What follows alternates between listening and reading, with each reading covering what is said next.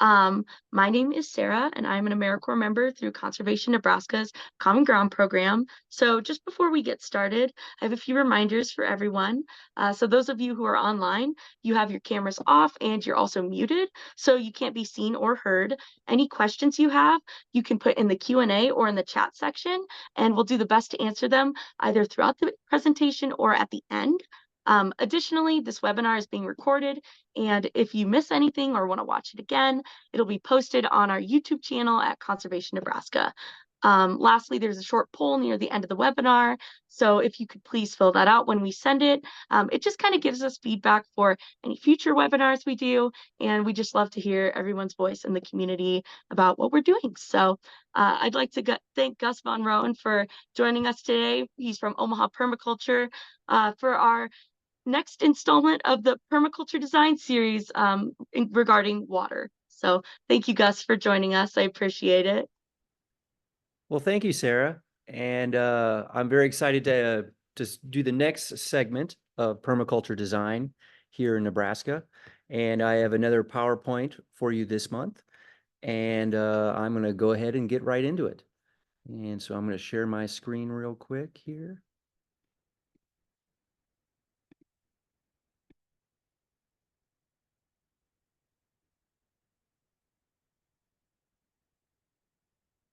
All right. All right, I hope everybody can see this. So basically, we are going to be speaking about water today and water management specifically, because there are many facets to what is going on with water. Water is life is probably one of my favorite sayings and relevant topics of what connects all of us. We all depend on water. And so I am also the founder and executive director of Omaha Permaculture. Omaha Permaculture has recently gone through a merger. We are now combined with a local community nonprofit called Maya Economic Development Corporation, and I am the COO of that. But I am a permaculture designer, a builder, an educator, a community organizer, a mechanic, and a gardener. And I'm excited to kind of lead you through a few topics this evening, all surrounded about permaculture design and water. So first, I'm going to begin with just for all the new people that have shown up and maybe not seen my previous installments, let's go through what is permaculture. And permaculture is an ideology that is guided by ethics. These ethics are, number one, take care of the earth, two, take care of people, and three, when all of those needs have been met, we are looking to take care of all the people and members in our community that need help with excess money, time, and energy. So basically getting back to the community block and neighborhood block ethos and trying to help each other out. And you can tell we have some arrows in this graphic to kind of show a cycle or a circle. Just like there's the seasons and the cycles of the life of everything, there's also a kind of a connectedness, a season and a cycle, all with in permaculture design and permaculture practice. So I'm going to describe a long-winded permaculture definition here. And the first sentence is there up at the top. If you don't remember anything at all this evening about what permaculture is, please remember that it is sustainable land use design. So this picture in front of you is kind of showing the contours of a landscape. The picture kind of, this may or may not be Nebraska. It doesn't exactly look like Nebraska, but it's got some hills and ridges and a creek and a river. And but there's high points and there's low points according to where water falls and where does it collect and then where does it run off the property. But also, depending on how this slope is oriented towards the sun, if it's faced south, it has better places for being able to site your house or being able to put your garden. And there are many places on the landscape typical to this that create better places and places that maybe aren't so good for being able to put features on your landscape in a Bob Ross sort of way. It's not just about putting your happy tree there and putting your happy house here, but it is also about trying to understand the practical utility of siting and placing where things are located so that it works together as a system and so that your work is minimized. So this land use design is sustainability, and it is the essence of permaculture. Secondly, the next sentence in this long-winded definition, permaculture design is based upon on ecological and biological principles, often using patterns that occur in nature to maximize effect while minimizing labor. That's what that word hidden behind the pine cone there. So the two patterns you see in front of you, the way that the stream meanders back and forth is inherent by design because it's actually cleaning. Each time it goes around one of those bends, it's just depositing sediment and making it cleaner. It's clarifying the water as it moves through the river system. And then the pine cone, this is kind of a seed delivery system. As it opens and pops up heat throughout the year or throughout the stage of this pine cone, it projects the seeds into the landscape. And so this is a really compact way, an organized way to be able to organize the seeds in a seed delivery system for the tree. So this is a pattern that exists in nature, and it is maximizing efficiency. Third, here is a kind of a picture that I have chosen, I found on the internet, that kind of demonstrates what I picture to be a harmony behind behind what we're doing as people and what is nature also trying to do. Um, Permaculture design aims to create stable, productive systems that provide for human needs, harmoniously integrating the land with its inhabitants. And as you can see, there's kind of a treed forest landscape up on the top of the hills with deciduous trees that are dropping their nutrients, they're dropping their leaves. And then below in the mid grade, you can see kind of a little house there, but you can also see the terraced fields where they're growing food. And then lastly, as you can imagine, down where the landscape gets really low, there's probably a creek or a stream of some sort that is collecting all of the water as it has come through the entire system from gravity hitting the hilltops, collecting nutrients and collecting sediment, and then depositing it into the terrace fields to capture all of that nutrition so it is used from season to season in a harmonious way. So this is a way that minimizes waste but allows nature to provide some of the best nutrition and the best moisture for the growing of food. And this is a kind of a complicated picture here. You're not really meant to kind of see each detail on this slide here, but it's meant to show all the different animal life cycles that are inherent in your typical backyard or your typical garden or your farm. And then the lower one is about the many different kind of weather cycles, climate patterns that happen throughout our entire season, and understanding all of those variables and patterns. Uh, Basically, the ecological process of plants, animals, and their nutrient cycles, climatic factors, and weather cycles are all part of the picture for permaculture design. And so understanding, that that there's a chicken goes through a cycle, the monarch and the other insects go through the cycle. Some of those cycles are emerge from the ground, some part of the tree, some of the ecosystem around it. And then knowing when and where your cold wind is going to come from and what time of the year, all of these are different variables that add complexity to your growing season. And then the next sentence for this permaculture definition, inhabitants' needs are provided for using proven technologies for food, energy, shelter, and infrastructure. And I have a picture here of someone may recognize as an earthship. An earthship was kind of designed by an architect in the 1970s as a way to use upcycled items into creating your homestead. And in your homestead, you're actually trying to be zero carbon footprint and collect your own water, grow your own food, even your own waste provides nutrition. Even your human waste provides nutrition for the garden. So this is as close to a zero footprint house and dwelling that you can possibly get to. The feature that's right there in the middle is called the rammed earth tire thermal mass wall. That's what this particular Earthship is known for, is being able to upcycle and reuse tires, which otherwise don't have many uses in the modern world once they've been used as a tire. And then this particular slide shows the fact that you may have inputs that are needed to and necessary to come onto your farm to produce food. And then there's also outputs, but some of those outputs may not always be your product, but they are byproducts. But those outputs, it's nice to be able to imagine that cycle, you can imagine, and create those outputs to become inputs for your next system. So elements in a system are viewed in relationship to other components where the outputs of one element becomes the input of another system. And that's the cycle I was mentioning. Within a permaculture system, work is minimized, wastes become resources, productivity and yields increases, and environments are restored. So here's a before and after photo of a deserted situation, I believe in the Middle East.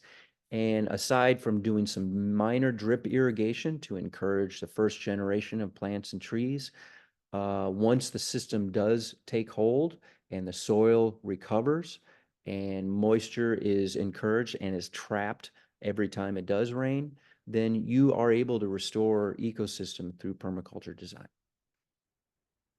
And permaculture principles can be applied to any environment at any scale, from dense urban developments to individual homes, from farms to entire regions. And this lower left photo is a garden we have in North Omaha. It's a 2.5 acre parcel, just right near the Ernie Chambers Apartments. And then to the right here is a highly contoured farm, about 80 acres, from Mark Shepard's in Illinois. And he is practicing permaculture, growing everything on contour with minimal wastes and high productivity. This can be done at any scale. And here is that very complex definition, because if I wanted to give you an elevator pitch of what permaculture is, I would need an entire skyscraper. But if there were a few things you could do on your own to summarize, and in your own community, in your own backyard, because permaculture is really about getting together as a community and being sustainable as a community. But 6 things you can do with your neighbors and your community. 1, you can catch and store rainwater. 2, and this is what probably most people know permaculture. 4 is growing your own food. 3, create your own resources. The costs for getting into solar and wind have come down dramatically, and many people don't know, but micro wind projects produce quite a bit, and you don't need the sun shining, obviously, and it can be producing energy almost while you're sleeping. Number 4, build or retrofit your home to heat and cool itself. This also means to make sure you insulate your home well, and use timers and use smart technology to make sure that you are not using too much energy when it isn't necessary. And number 5, reduce or create zero waste. This is trying to push back against the proliferate and ubiquitous use of single-use plastic in our world that now all that plastic ends up in our marine environments. It pollutes our water, and it makes it difficult for animals and marine animals to be able to live. We've known and seen what plastic and just trash where it can accumulate, even in our wind-blown landscapes, usually catching up into the trees or into our chain link fences. But no one likes to see that, and reducing our waste as people, in our day-to-day decisions, and food definitely makes a difference. And then lastly, what I guess differentiates permaculture from other enterprises or other endeavors, like a regenerative agriculture, which seems to be more of a market solution. Getting to know your neighbors is the essence and the point of permaculture. It's getting your community together because your neighbors have skills and they have abilities, know-how that you don't, and being able to complement and help each other out, creating a sustainable community is really makes things a lot easier. Uh, so urban agriculture has been around a long time. So this is a great example of, growing food in the city. Uh, it is only in modern times that people feel that food has been grown, somewhere out there, somewhere in the countryside, and you have to drive really far distances to go see where food is grown. Uh, well, as long as humans have been around, that hasn't always been the case. Uh, we were actually trying to grow our own food right outside our back door. And that's no different from the early cities here in the United States. Here's a picture, I believe it's in Delaware, Newport, Delaware. And it says, the date at the bottom says 1917 in September 11th. And it looks like they went outside to go pick some beans for dinner. And this is something that I guess our nonprofit, Omaha Permaculture, began doing on vacant properties, turning vacant properties into community gardens. And that's something you can do, anywhere that you have vacant property in your neighborhood. Uh, what is permaculture design? So we now understand the kind of dynamics of how what permaculture is as a study, as an endeavor. But permaculture design is really the true essence and the true point of getting into permaculture. And here are some grids. This is an overall aerial map of what you would probably create if you wanted to design something in your yard or your house. Um, so there's a little bit of the graph on the right. It shows, you can see the zone 1, 2, 3, 4, and 5. Those concentric radius as they kind of radiate out from the home site. Zone 1 would be your closest design realm. Zone 1 is where you're most intentional, and you're trying to grow and raise things that you would walk by and use on a day-to-day basis, probably in your kitchen. Zone 2, you could probably put fruit trees, but you would probably be a little bit less intentional. And then that's the same logic as you get into zone 3 and zone 4, and then ultimately zone 5, whereas zone 5 would be almost completely passive. Most homesteads, especially in the city, with our small acreages, sometimes 1/8 acre to a 1/3 acre, we probably only have up to a zone 3. And breaking up your property into these zones kind of indicates and helps you understand how to intentionally design with passive and intentional features. And then that aerial map, you can actually be able to place and understand how you draw your path, where you make your walk, how do you get off to the sidewalk, do you get in your car, do you go to the garage? And then the one on the right, it's also taking into account your directions. You know which direction the sun is going to be shining from, the south direction. And then on the north, you know where your cold winter winds will be coming from every year. So you know where you would be building a windbreak. So these are things that help you kind of lay out geographically your property so that you know where to put things that buffer you and also the things that protect you from the sun. And this is a kind of a helpful chart. You don't necessarily have to get into, reading it. It's here, obviously, if you want to look at it and take a screenshot if you would like. But there's factors that help you create and design for those zones. Up there's the factors, zone 1 through 4. And then in zone 1, just to go down, how would you prepare that area, and what are the types of features you would put in that type of zone? And as you go all the way to seed 4, you can tell that there's less intentional and there's less maintenance that is involved. The next chart is very similar. This is a designer checklist. So these are things that you would just kind of go through your property and go through your homestead, and you would kind of look through this type of checklist to understand what needs to be done, what needs to be addressed, and what kinds of features maybe fit your certain topography or the point of sunrise, or what types of utilities are in the way. Where is your shade? Where does the sun come from? And where is your wind direction, as I mentioned earlier? So all these are important an important checklist to go through as you're about to draw out your permaculture design. And this is kind of in the best case scenario. I would put together this little graphic that shows if you had the best, warmest situation here in cold Nebraska to be able to design on a south-facing hill, how would you design it and what would be on the top of the hill? And then all the way down, what would be at the bottom of the hill? And and each one of those brown lines could represent a terrace, it could represent a path or a swale, some way that kind of differentiates the difference between and lock in all of the types of enhancements that each terrace could provide. So at the top, you want to bring all the way up to your best compost, because when you wash in a rain, let gravity do its best work, and it pushes that compost gravity throughout all the other tiers of the landscape. Soft tree forest, because all the deciduous nutrients will collapse up there. Windmills, for a great reason, because the wind is very good up on hills. Second, then you can get down to ponds, vineyards, and solar panels. Ponds, it's nice to store your water high.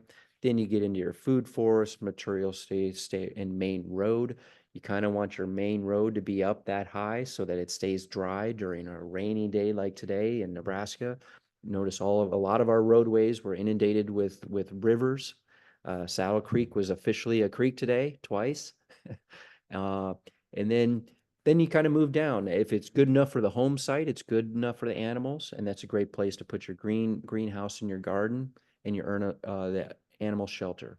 And then as you get lower to the bottom, where the wetlands, cottonwoods, elderberries, things that enjoy the wet feet. But I wouldn't put your road down there. I wouldn't put your road in the bottom too, actually. So these are important things also to consider when you are designing, is just where does it lie on the hill? Because Nebraska, we do have hills and we do have grades, and it's best to use the hills to its best efficiency. And here's a great example of um, a perennial landscape of watering in the seeds when they're young in the spring, but then letting the seasonal moisture do the rest. And that picture before is the before and after of adding no irrigation, just basically the seasonal moisture. Omaha, Nebraska gets 30 inches of rain a year, and that's plenty to grow an entire garden without going out there running the garden hoses and getting things going. Even though we have dry spells, the plants can be tough and they can make it through that. But a great permaculture design kind of feature that, so to speak, that can be done at an 1/8 acre scale to almost 2 acres, if not bigger, is called a perennial edible sun trap. And if you can imagine, this kind of little horseshoe shaped garden shape will be facing south. And so the tall trees on the backside of the sun trap will provide protection from the cold north wind. And then the open kind of auditorium approach to this allows as much sun to come in and captured throughout the day, and providing kind of a capture so that when wind even comes through this landscape, it doesn't really just transpire and evaporate a lot of the moisture that you're trying to retain and trying to retain for the trees and the plants within your garden. So this is a really neat feature. I encourage you to try it in your neighborhood. It's a great way to kind of design in a way that is very intentional. And then lastly, well, not lastly, because we are going to get back into OP, but the point of tonight's slideshow is to talk about water and water management. And yes, water is life. We all need it. And so being able to control it, understand it, and enhance its quality. These are all very important things to understand in your backyard, and it can save you a lot of heartache if you manage it correctly. So you're not having to deal with water backing up into your basement, or just having to spend a lot of money on irrigating your property. I think there are a lot of really key tips that we'll have tonight. So first of all, you may have seen this Mad Max movie recently, but I thought this was a fun little clip to put in here, is because we all depend on fresh water. You don't have to think in an apocalyptic sort of way that we're going to have this water is always going to be there and no one else is going to let us have it. Just trying to imagine this in a drought as much as you can get to that situation. Um, but I don't know if anyone is familiar with this chart. This is probably one of the most popular water graphs I think ever made. So you kind of work from your left as you're viewing the screen all the way to the right. So there's really only 3% of fresh water on the entire planet, and the other 97% is salt water. And then you go to the middle column there. So of that 3% of the fresh water, 68% of that is locked up into ice caps and glaciers. 30.1% is in groundwater. Uh, and then the other 0.9% is surface water. And then of that 0.3 surface water, 87% is in lakes, another percent is in swamps, and then another percent is in rivers. I'm sorry, my column is blocking the percentage here. But very little bit of the water is actually accessible and fresh and clean for consumption, for potable water, for humans, for wildlife, for everyone to enjoy and refresh ourselves with clean, healthy water. And I think this is one of the most important graphs to know how truly rare and important it is to have clean, unadulterated, fresh water. And Sarah was very helpful to find this graph for me, but it shows the difference between an urban landscape and a forested landscape, a landscape that has kind of, I would call a spongy floor, a floor that is more of a sponge to absorb as much of the rainwater when it comes down on a day like today. There are some parts of Omaha that I heard got 7 inches of rain today. And if you can imagine, wouldn't it be amazing if your garden in your backyard or your forest absorbed all 7 inches of that downpour and absorbed it and locked it into, instead of watching those rivers of water carry your wood chips away down the street or all these little pebbles and so forth. But this graph is pretty neat because it kind of shows what's going on, that there's normal water cycle that we learned in school going on, the evaporation and transpiration, precipitation, infiltration, base flow, and a water table. So basically the whole cycle, you can see it working harmoniously well with the land and back up into the sky for precipitation. But conversely, once we put in hardscapes and we put concrete, asphalt, in a city, it not only has that urban heat island effect, it's warming things a little bit, but it's shedding and making that water run on the surface without infiltration. And thereby your water table will diminish, which is a reduced base flow. And then you will have an increased erosion. But also I liked how this graph pointed out the fact that there's reduced evaporation and reduced transpiration. That also does have an effect for the surrounding areas when weather does come through. It can kind of enhance or detract from what would be a normal precipitation event. So cities are definitely a feature in the landscape that are affecting how things happen in the water cycle. So when it comes to water retention, like a forest or like a prairie, or like a mulch pile, you can kind of tell what a sponge should be like. So after a rainy day like this, or even in the middle of summer when it hasn't rained for a while, you can walk through a forest in your neighborhood that isn't maintained. I would call a forest an area that allows a lot of its trees to fall down and rot and decompose. But imagine when you walk through those forested areas and you feel that sponginess under your feet, that there's air pockets and that there's decomposition happening. And those are all little places for water to be retained and locked in. And so in most forests, there is no such thing as runoff during a rain. But if you were driving through Omaha anytime today, I'm pretty sure you saw runoff everywhere.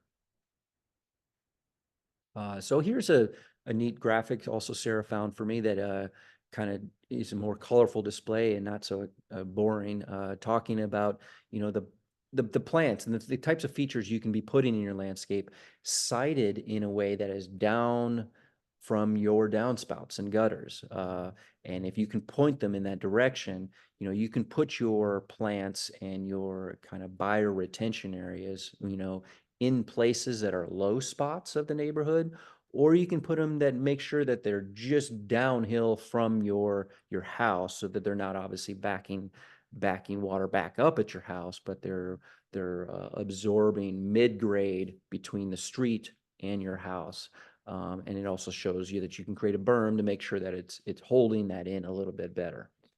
So a rain garden is something that I think after, if you spent any time out today in Omaha or northern Nebraska, that I think this is something everybody should be entertaining and putting in their landscape. Otherwise, you know, where nature puts those pools of water will not always be where we want them to be. So the next few graphs and pictures, I'll be talking a little bit about point by point. And I'm going to be paying attention if there's any questions in the sidebar about as I go through this. So please stop me if you have any questions. So first on the water consumption side. Please consider plant more native plants instead of lawns, as they require no waterings once they are established. They do need water to get going, but unlike your vegetables or other gardens, you know, you do not need to irrigate it. This is nothing that you need to put in your maintenance schedule. And like I said, vegetable gardens need more water during dry spells. So assess the soil moisture before watering. So maybe stick your finger in and maybe stick it as far as you can before you feel some moisture in the soil. And that should determine whether or not you feel that your vegetable garden needs some watering, especially during those hot summer days. That's a good way, rather than putting on a timer. And timers encourage more water consumption, using timers wisely by adjusting the water frequency depending on the weather. So obviously after a week like we're having this week, maybe we can turn the water timers off, at least until hot temperatures return. And then create tougher plants by watering less frequently, especially after deep watering or downpour. Plant new vegetation, trees when soil is ready, wet, and in the forecast to reduce the need for watering when establishing your plants. And then watering your trees in winter when there's no snow cover for long periods of time in winter. This is something to consider. Lately, in the last 5 to 10 years, Nebraska seems to be getting less and less snow cover, at least throughout the majority of winter. We even have little kind of warm spells in January. Well, just acknowledging and knowing, you know, that there's cracks out in your soil in your backyard, that maybe you should go out and help your trees. They probably could use the moisture. And then snow, when you do get it, it can be shoveled to high spots on the hill above a future springtime garden.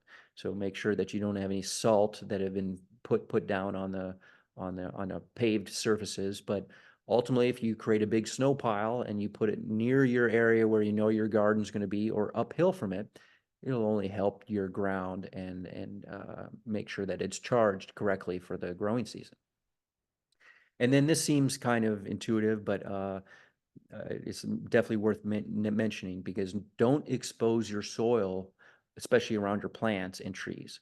The bare soil is what you want to keep covered. You want to make sure that there's some kind of mulch, whether it's chips, wood chips, or hay, or leaves. You know, you want encourage some kind of bedding that makes sure that that moisture wants to stay there. So these are just a few thoughts. And then water retention itself. These are a few kind of ways to encourage water retention. The first one is terracing, swales, French drains, keyline. Keyline is an angled line that isn't kind of perpendicular as a swale would be to water flow on the landscape. And as I mentioned, mulch, wood, chip, and straw, bioretention gardens, no bare soil, drought tolerant plants. Trees should be planted on the hills. Thirstier vegetation be planted in low spots. And then make sure you assess the tree health. And then make sure you also have north and south windbreak trees to prevent evaporation. And then encourage birds and insects in your yard. They perpetuate healthy soil and better water retention. They are essentially the regenerative component. The more you have birds and insects in your yard, the more they're defecating, the more that they're aerating your soil, but they're also making sure that it is reviving and it is lively compared to what would be just a lawn, where there's not much diversity. Make sure that you do have plants that offer pollinating opportunities for your insects. And then we're going to talk a little bit on urban soil itself, and then conversely with its urban heat island effect. Uh, so these are just a few thoughts about what you can be doing with the soil itself. But cooler soil retains more moisture. I don't know if you've noticed that, but as soon as the sun hits it, it seems to want to dry, it evaporates.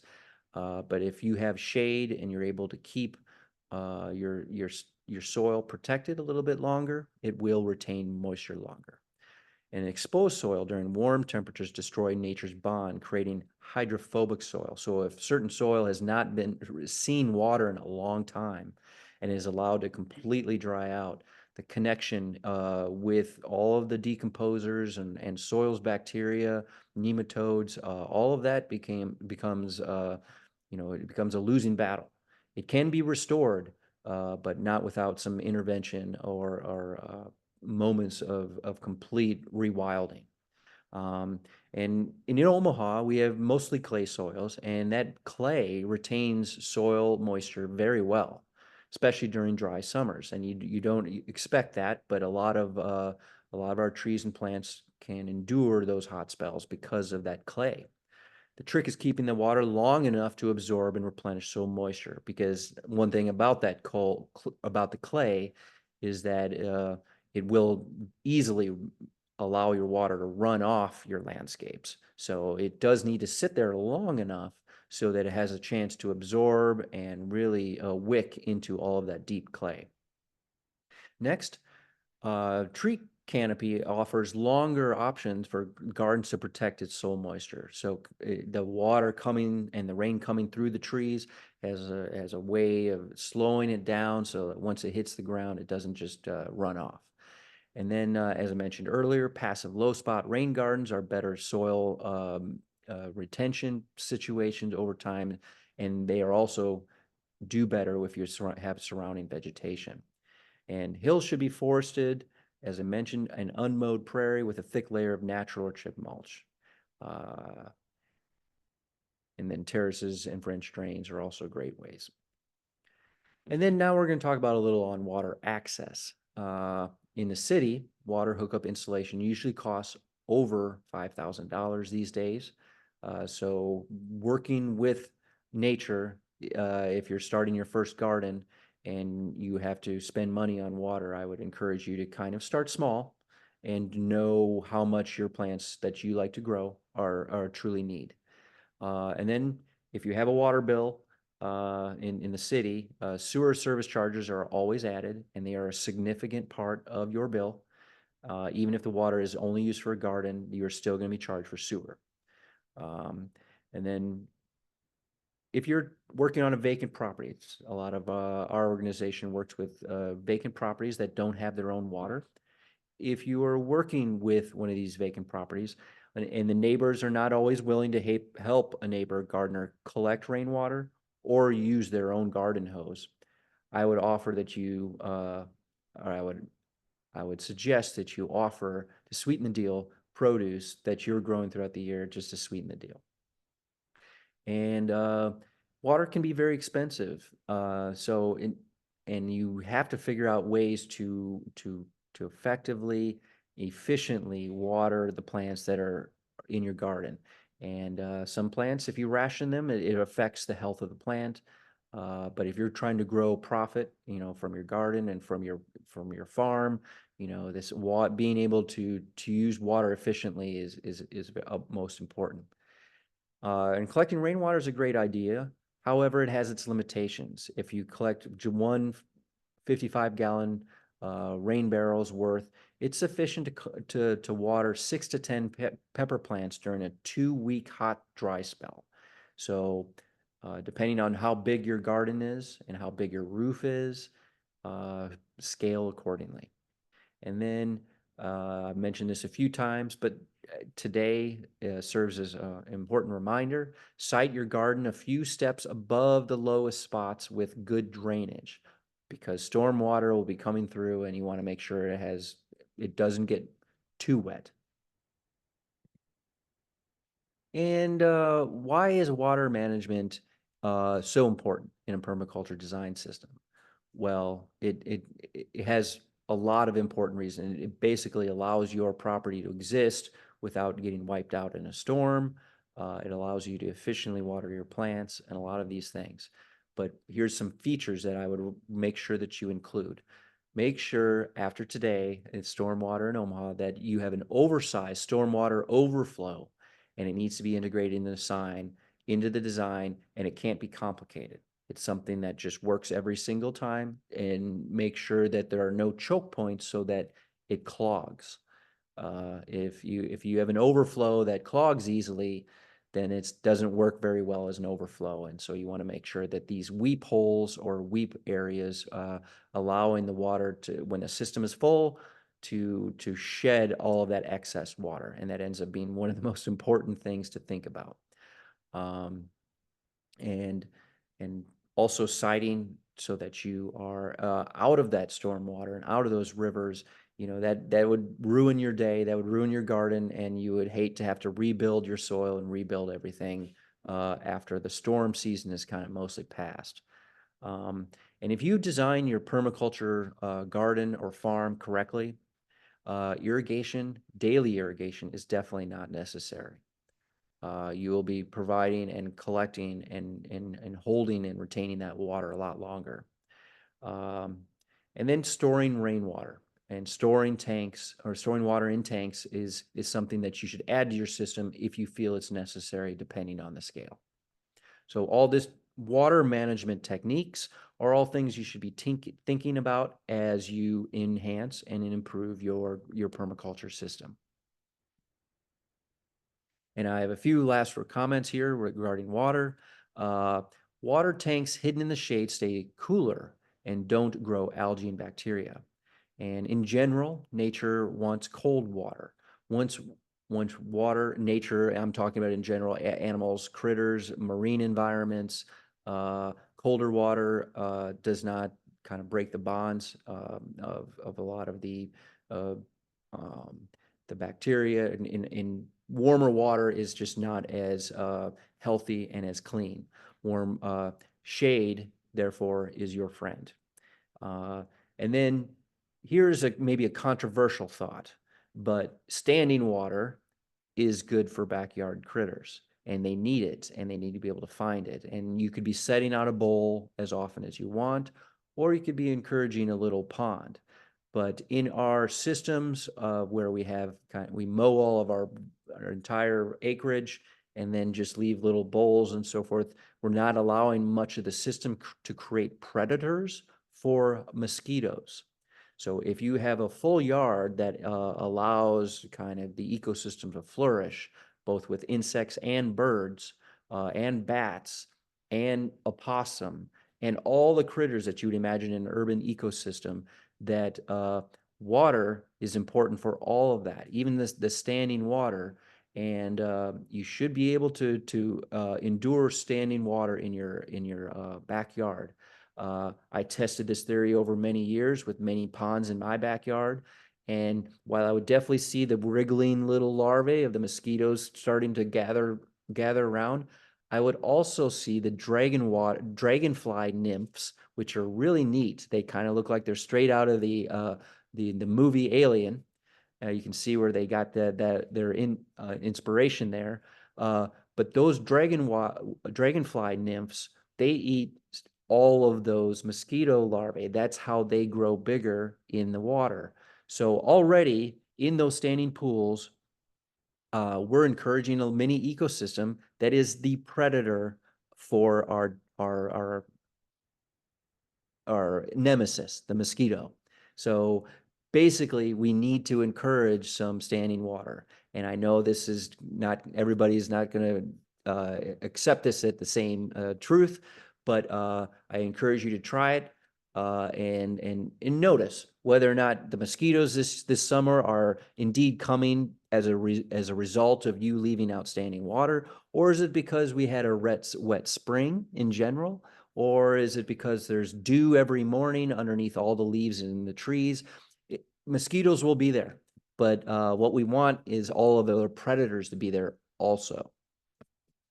And then I think this is an important part, talking about, if you're trying to create a system to manage stormwater in your backyard, slowing it is one of the most important parts. Just being able to stop it and slow it down so it doesn't turn into a river torrent by the time it leaves your property. Just being able to slow it with a little bump, even if you're not digging a swale or putting in a French drain, there's ways to just kind of put obstructions, putting a log in its way, putting retaining barriers in its way will slow water down, so that the soil has time to catch up and absorb it.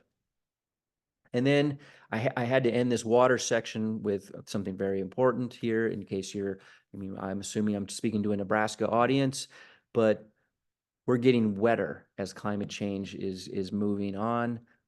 We are getting more than what was just 30 inches of rain annually here in Omaha in the south eastern part of the state. I think it's safe to say that we've been getting 50 to 60 almost for the last 5 years. I think we've doubled that. And when you see weather systems that came through, I don't know if you looked at the radar as they were coming through this today, but at least the one coming through North Omaha, I saw 3 shades of red in the system coming over, and that's a lot of water all at once. 7 inches of rain. I'm going to repeat myself, 7 inches of rain in just a few hours this morning. That was unbelievable. And so climate change, we never had a 7-inch rain event here in North Omaha. I've been on properties and gardening for over 15 years now. 5 inches was my big worry, and we did get a few 5 inches back in 2012, 2013, 2011.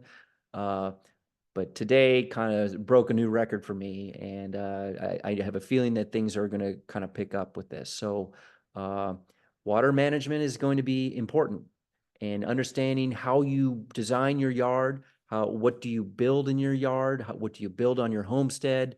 These are all things that you need to be thinking about, and so water management control is something that I would do some research before you move to the next step. And then lastly, I'm going to talk a little bit about what Omaha Permaculture, formerly Omaha Permaculture, and now MEDC, how are we applying some of the permaculture principles we spoke about tonight? How are we applying them to urban green spaces? For one, we fell a lot of the trees that are growing on vacant properties, and they're usually in different mixed states. Some are dead, some are live, and some are nice trees like walnuts and oaks that we can recognize, and some of them are honey locusts and mulberry and other trees that you may not recognize, and you wouldn't see them at your box store. But we take these big trees and we mill them, and we dry them after they've been milled so that they create a less humidity. And then once they're dry, then we can build garden infrastructure with them. So we like to build a 12-foot garden table for our gardens because they're less likely to walk away at the 12-foot length. We build garden signs, garden benches, and tool sheds to kind of lock up your garden tools on the garden site itself. So this vacant lot tree to lumber to garden project cycle is something that we offer here to Omaha Permaculture at MEDC. And we show people how to get into this whole process and get into the one of the oldest trades in the world, how to be a good carpenter. And then here we try to teach people also about how to build and create a community garden. And here we have Tiffany. She's what we would call a community champion, a community leader. She's a garden and watering coordinator and the lead designer. She may not always have the green thumb, this community champion that you find, but she finds people in the neighborhood and coordinates and makes sure that the right expertise and the right people and the right resources are collected to create a community garden. But as you can see, the garden infrastructure, we have a picnic table, we have a tool shed, we have a community sign and a bench. Oh, and the garden itself. So these are all important features, and these are all things that we create for a community garden. And then we also teach people how to grow or raise their own backyard egg-laying chicken flock, and how to reduce costs by supplementing feed with things that are coming out of your kitchen, just your food scraps, and how to collect food scraps from your neighborhood and your community, and what to include when you are feeding them. And then also how to build a coop that is maybe a little bit better than the ones you'd be buying at a Tractor Supply or Baumgart's. You know, they're good, but they aren't made very well. There's ways to not all coops are created equal, and there are ways to make them better for not too expensive, and just understanding how to build them so that they will last the time, and so that you get to enjoy them from year to year, even through the winter when there's sometimes snow drifts sitting on top of your chicken coop. The chickens underneath want to enjoy their lives, and you want to not necessarily struggle to get in there and get your eggs in the middle of January either. So all these are things so that make sure that you get to enjoy your backyard flock, but also that the chickens themselves are healthy as they are giving you food every day. Uh, and then we also teach people in workshops how to create cold frame greenhouses. We teach people how to build the cold frames at a much reduced cost compared to if you were to buy it at your greenhouse supplier. For the ones that we like to build for a backyard scale is at 12 feet by 20 feet. And that would cost about $1,500 at your greenhouse supply store. That includes the plastic, the frame, and so forth. Uh, if you were to just use painter's plastic, as what is shown in this picture here, and wood collected from your local box store, minimal wood, and then being able to bend electrical conduit into the hoops, you can bring that cost of $1,500 down all the way to about $400. As long as you don't need to build garden beds out of wood, you can use the existing soil in your yard, then that keeps the cost low for you.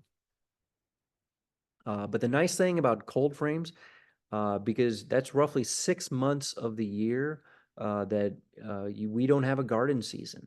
You can't grow food outside of the summer months. And so from October all the way to April, before the tomatoes can begin growing or anything imagine growing, you can be leaning on these cold frames to start seeds or to actually grow food, grow your salads. You wouldn't be able to grow a tomato in these unheated greenhouses, but you would be able to at least get the tomato plants going early in the season here, or extending their season as long as your tomato plants are in pots.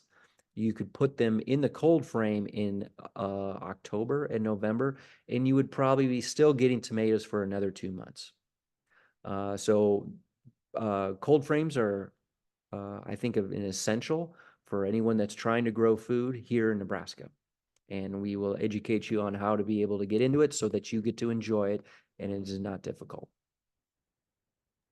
And over the last few years, we made an important purchase in North Omaha. We bought an 8.5 acre parcel of land that used to be a lumber supply along a railroad. and it has a post-industrial past, but nothing toxic. And so we have a green bill of health in the soil. There's going to be a future community bike trail going through, but these are all old buildings that need rehabilitation. This is where the future site MEDC will be hosting workshops based on backyard self-sufficiency, agroforestry, and growing your own food. And lastly, this is a slide I like to include because this is a whole countertop full of food that was grown on a vacant property in one of our first years as an organization. And I was working with two very ambitious young people in their young 20s, and they helped me grow the seed and grow the young nursery plants early in spring. And we went out to the vacant property and we planted those little plants in the vacant property. And then come the end of May and June, I tried to reach out to these ambitious young farm helpers, and it was tough to get a hold of them. The summer had returned, and they were out traveling, and they were doing fun things, and it was very difficult to get them, and I couldn't get a hold of them to help me weed the property after all the spring rains were coming through. And so this vacant property kind of got away from us. And so I went back to this property in October. This property was tucked away, so no one really needed to worry about it being mowed routinely. But we went back to this property in October, and underneath all of those weeds, we were able to find and discover a lot of food simply from neglect, being lazy, and not actually diligently nurturing and keeping this property weed free. So I'm basically telling this story so that you're not intimidated if you try to garden or do anything with farming this year. I think that you'll have some successes. You will make some mistakes, but most of those mistakes are usually caused by some things out of your control, the pests and the weather. But ultimately, you will have successes, and it will taste great. So thank you very much for spending time with me tonight. My name is Gus Von Roenn. I'm the founder executive director of Omaha Permaculture and the COO of MEDC. Our mission statement is to foster community through sustainable land stewardship. Just as a quick example, this left picture up here is an overhead view of North Omaha around Adams Park. Every one of those black dots is a vacant property. And then the right picture is soil. It's the legacy that we're passing on to our kids. We want to leave the soil better for our kids. And we're trying to do that on vacant properties. Thank you so much for listening tonight.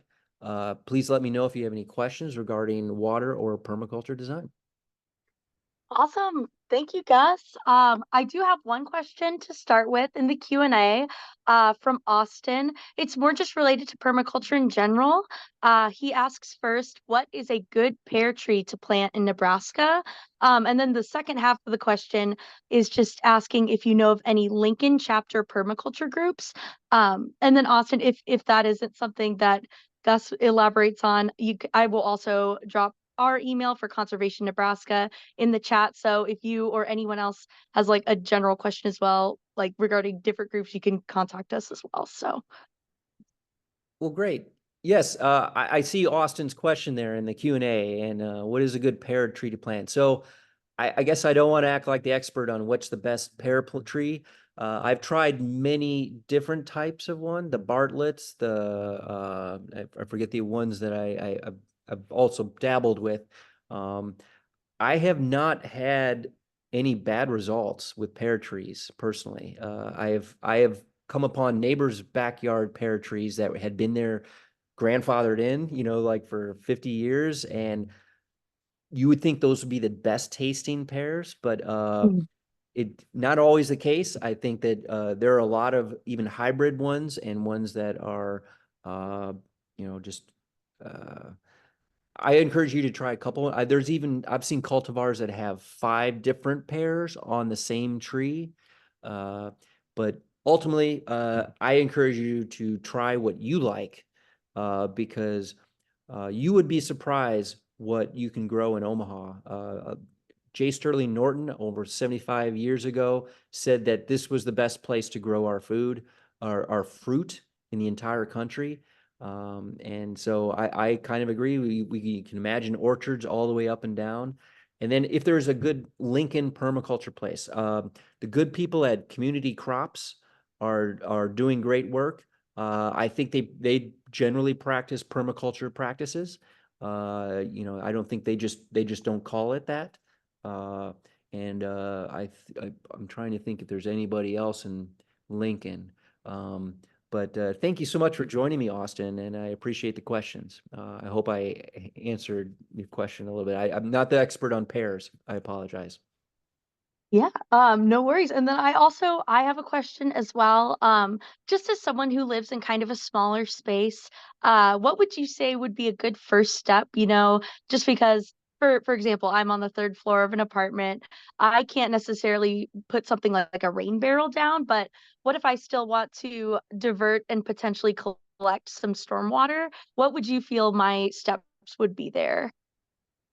So would you be using the water for yourself in the apartment We'll or say I'll just say what if I have like a small window garden, like say I have like a windowsill full of like spices or something, so it's something edible that I want to eat, right?